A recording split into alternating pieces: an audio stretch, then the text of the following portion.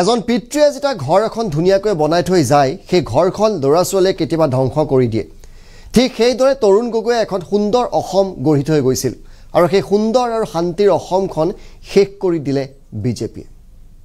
আৰু এইদৰে বিজেপিক আক্ৰমণ কৰিছে এতিয়া গৌৰৱ গগৈ মোৰ পিতৃয়ে বনাই থৈ যোৱা ঘৰখন ভাঙি দিলে বিজেপি মোৰ পিতৃয়ে ঘৰখন বনাই থৈ গৈছিল আৰু সেই ঘৰখন বিজেপিয়ে ভাঙি দিছে পিতৃয়ে বনাই যোৱা ঘৰখনৰ পৰিবেশো বেয়া কৰি দিছে বিজেপিয়ে কংগ্ৰেছে বনাই যোৱা মথাউৰি আজিলৈকে মেৰামতি নহল কংগ্ৰেছৰ দিনত মথাউৰি বনোৱা হৈছিল সেই মথাউৰি মেৰামতি নকৰিলে তৰুণ গগৈ দি থৈ যোৱা অসমখন শেষ কৰি দিলে বিজেপিয়ে আইন শৃংখলা বিঘ্নিত হৈছে ঘৃণাৰে ভৰি পৰিছে এতিয়া অসম এইখন বিজেপি চৰকাৰৰ দিনত প্ৰতিটো নিৰ্মাণ কাৰ্যত ব্যাপক গাফিলতি হৈছে ৰাজ্যৰ লগতে দেশৰ এয়াৰপোৰ্ট ভাঙিছে দলং খহিছে এই গুৰুতৰ অভিযোগ গৌৰৱ গগৈৰ কেৱল ডাঙৰ ডাঙৰ ঠিকাদাৰৰ লাভৰ বাবে কাম কৰিছে এইখন বিজেপি চৰকাৰে বিজেপিয়ে যি যি নিৰ্মাণ কাৰ্য চলাইছে সকলোতে কেৱল খেলিমেলিয়ে হৈছে অযোধ্যাৰ ৰাম মন্দিৰত পানী পৰিছে নতুন পাৰ্লিমেণ্ট হাউচত পানী পৰিছে জহি হৈ গৈছে গুৱাহাটী ডিব্ৰুগড় স্মাৰ্ট চিটিৰ কি অৱস্থা হৈছে সকলোৱে দেখিছে আমাৰ পৰা টেক্স ফাইন লগাই টকাবোৰ নষ্ট কৰিছে জিএসটি লগাইছে আমাৰ পৰা টকাবিলাক তুলিছে আৰু নষ্ট কৰিছে ডাঙৰ ডাঙৰ ঠিকাদাৰৰ কাম দি কেৱল নিৰ্বাচনৰ বাবে টকা উলিয়াইছে পুঁজি সংগ্ৰহত ব্যস্ত হৈছে চৰকাৰ মুখ্যমন্ত্ৰীৰ প্ৰত্যুত্তৰ দিবলৈ এনেদৰে গৌৰৱ গগৈ সৰব হৈ পৰিছে আৰু গৌৰৱ গগৈ কৈছে মোৰ পিতৃয়ে যিখন অসম গঢ়িছিল সেই ঘৰখন যিখন ঘৰ দি থৈ গৈছিল সেই ঘৰখন ভাঙি দিলে বিজেপিয়ে মোৰ পিতৃয়ে বনাই থৈ যোৱা ঘৰখনৰ পৰিৱেশো বিনষ্ট কৰি দিয়া হ'ল কংগ্ৰেছে যিমান মথাউৰি বনালে আজিলৈকে মেৰামতি নকৰিলে বিজেপি চৰকাৰে তৰুণ গগৈ দি থৈ যোৱা ধুনীয়া অসমখন শেষ কৰি দিলে বিজেপি গৌৰৱ গগৈ মন্তব্য শুনাইছো আমি সমাজে পইচা লাগে এটা সকলে অসমৰ ৰাইজে তেওঁলোকৰ ওপৰত হাঁহিছে অসমৰ ৰাইজে তেওঁলোকৰ ওপৰত হাঁহিছে আৰু এই ধৰণৰ কথা শুনিলে কেতিয়াবা মোৰো হাঁহি ওলায় যে পূৰ্বৰ চৰকাৰৰ নিৰ্মাণৰ কামৰ কি মেৰামতি কি বৰ্তমান চৰকাৰৰ নহয় নেকি বৰ্তমান চৰকাৰৰ মেৰামতি নহয় নেকি আমি ঘৰখন বনালোঁ উত্তৰাধিকাৰী হিচাপে তেওঁলোকৰ এতিয়া কাম হৈছে মেৰামতি বাছ গোটেইখিনি কামটো আমি কৰিলোৱে এতিয়া খালি মেৰামতিহে কৰিব লাগে মেৰামতিটো কৰিব নোৱাৰিলে ঘৰখন আমি বনাই দিছোঁ এতিয়া তেওঁলোকে ধৰি ৰাখিব পৰা নাই তো সেয়া হৈছে যেতিয়া ঘৰৰ ভিতৰত মানে যেতিয়া এজন ঘৰৰ পিতৃয়ে যথেষ্ট একদম ভাল এটা সুস্থ এটা পৰিৱেশ থৈ গুচি যায় আৰু পিছত যে ল'ৰা ছোৱালীবোৰ যে একদম মানে ঘৰখনৰ একদম পৰিৱেশটো বেয়া কৰি দিয়ে তেনেকুৱা এটা অসম আমি দেখিছোঁ প্ৰায়তঃ তৰুণ গগৈদেৱে আমাক এটা সুস্থ অসম এটা সবল অসম এটা শান্তিপ্ৰিয় অসম আমাক দি থৈ গুচি গ'ল আৰু তেওঁলোকৰ উত্তৰাধিকাৰ হিচাপে বিজেপি চৰকাৰ অহাৰ পিছত এতিয়া তেওঁলোকৰ অসমত এতিয়া আইন শৃংখলা আপোনালোকে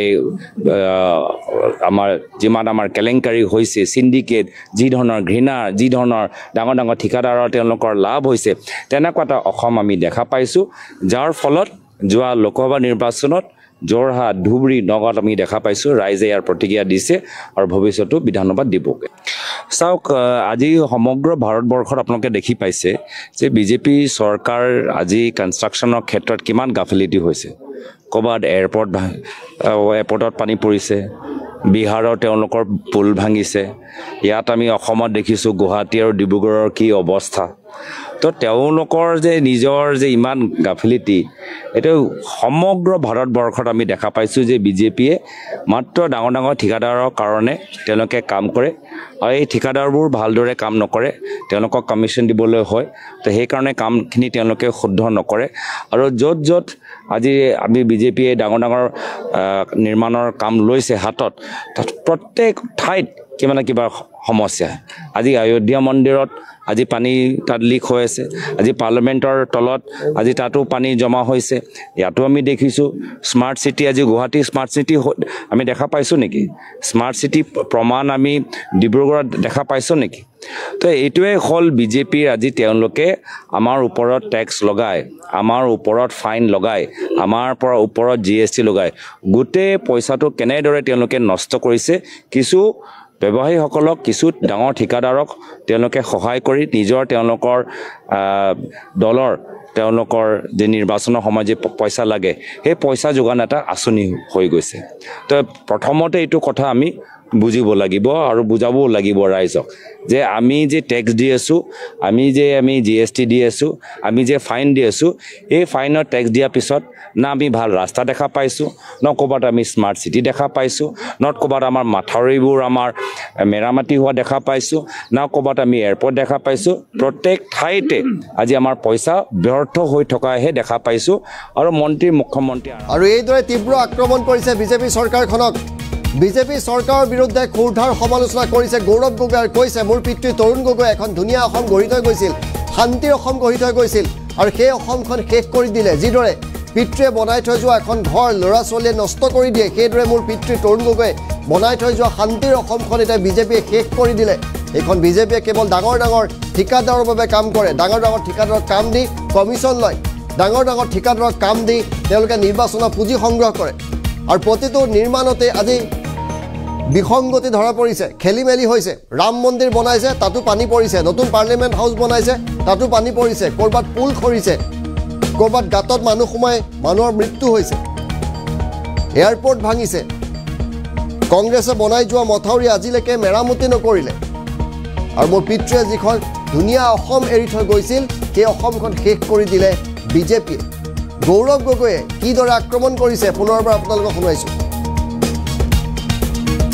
অসমত এতিয়া সকলোৱে অসমৰ ৰাইজে তেওঁলোকৰ ওপৰত হাঁহিছে অসমৰ ৰাইজে তেওঁলোকৰ ওপৰত হাঁহিছে আৰু এই ধৰণৰ কথা শুনিলে কেতিয়াবা মোৰো হাঁহি ওলায় যে পূৰ্বৰ চৰকাৰৰ নিৰ্মাণৰ কামৰ কি মেৰামতি কি বৰ্তমান চৰকাৰৰ নহয় নেকি বৰ্তমান চৰকাৰৰ মেৰামতি নহয় নেকি আমি ঘৰখন বনালোঁ উত্তৰাধিকাৰী হিচাপে তেওঁলোকৰ এতিয়া কাম হৈছে মেৰামতি বাছ গোটেইখিনি কামটো আমি কৰিলোৱে এতিয়া খালি মেৰামতিহে কৰিব লাগে মেৰামতিটো কৰিব নোৱাৰিলে